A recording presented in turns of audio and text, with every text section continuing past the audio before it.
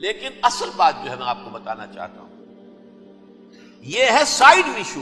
اصل ایشو ہے فلسطین کا جو شروع ہونے والا ہے. بھٹی دہکے گی وہاں.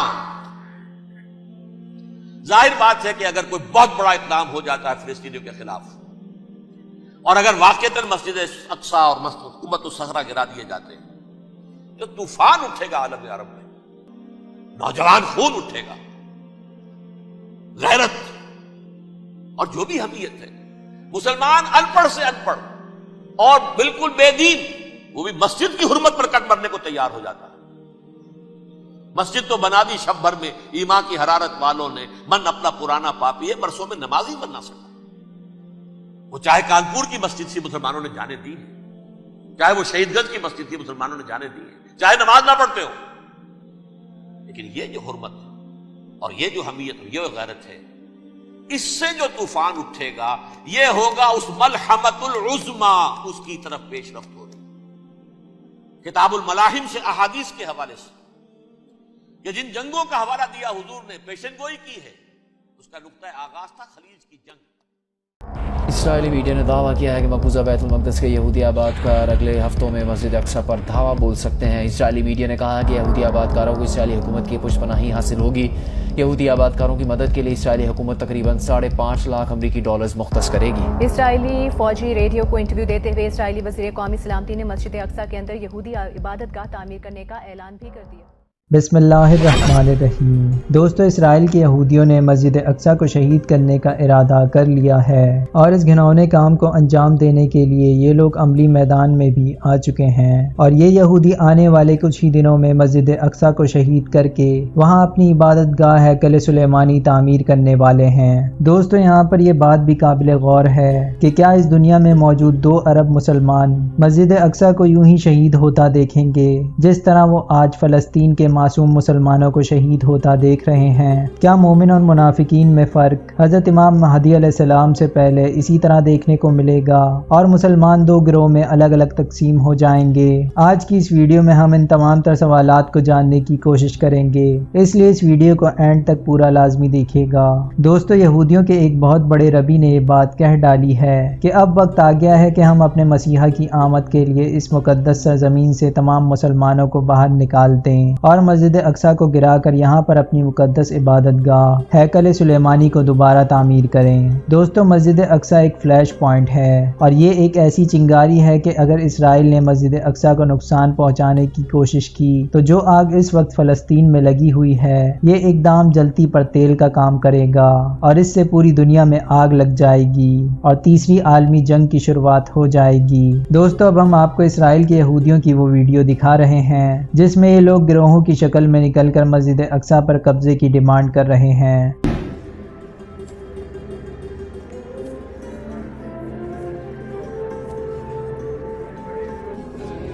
אנחנו בתשעה באב, הר הבית, באים לציין כאן את חורבן בית המקדש. במלחמה הזאת חייבים לנצח, אלא לנצח אותם, להפיל אותם על הברכיים. זה המסר, אנחנו יכולים לנצח את החמאס, להפיל אותו על הברכיים. עם ישראל, עם ישראל, עם ישראל, עם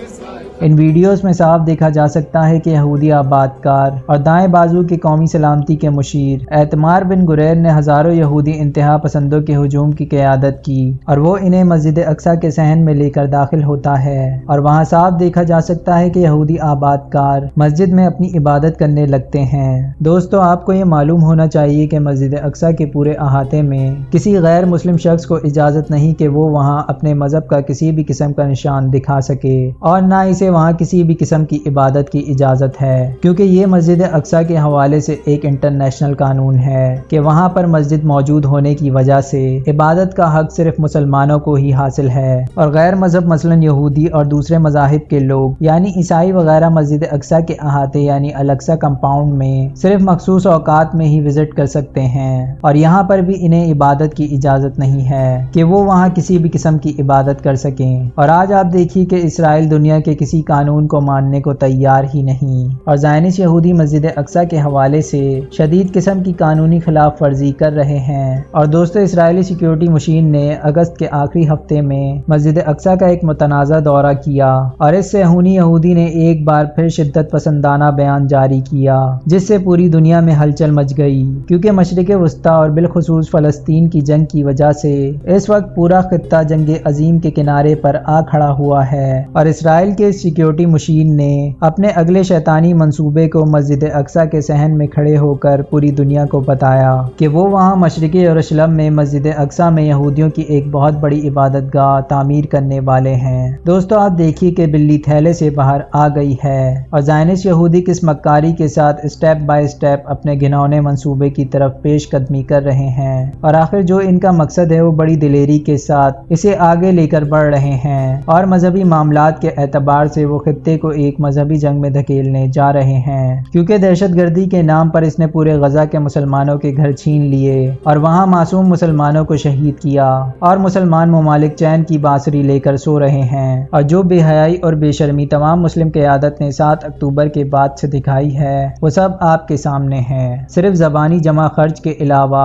ہمارے مسلم لیڈران نے کوئی عملی اقدام نہیں اٹھایا سوائے چند ممالک کے جنہوں نے آج بھی اسرائیل کی نیندیں حرام کی ہوئی ہیں، مگر امت مسلمہ کے اکثر ممالک اپنی آنکھوں سے سب کچھ دیکھ رہے ہیں مگر چپ اور خاموش ہوئے پڑے ہیں اور اب اسرائیل مسجد اقصی کے اندر تک آ چکا ہے اور انہوں نے وہاں اپنی عبادت گاہ بنانے کا اعلان بھی کر دیا ہے۔ تو ہمارا یہاں پر ایک بہت ہی سادہ سا سوال ہے کہ امت مسلمہ کے لیڈران کب جاگیں گے؟ جب یہ یہودی مسجد اقصی میں اپنی عبادت گاہ کی بنیادیں ڈالنا شروع کر دیں گے تب یہ جاگیں گے؟ دوستو، یہ تب بھی نہیں جاگیں گے اور خاموش تماشائی بنے سب دیکھتے رہیں گے۔ دوستو، یاد رکھیے گا یہی وہ وقت ہوگا جب مومن اور منافق الگ الگ ہو جائیں گے اور یہی وقت ہم سب کے امتحان کا وقت ہوگا۔ تو جس سے جتنا ہو سکے اس گھنونے اقدام کے خلاف آواز اٹھائے، کیونکہ یہاں کچھ ممالک اور کچھ لوگ ہوں گے جو اسرائیل کے حق میں بول رہے ہوں گے کہ تھوڑی سی جگہ اگر مسجد اقصی کے صحن میں سے اسرائیلی یہودیوں کی عبادت کے لیے دے دی جائے تو کوئی حرج نہ ہوگا،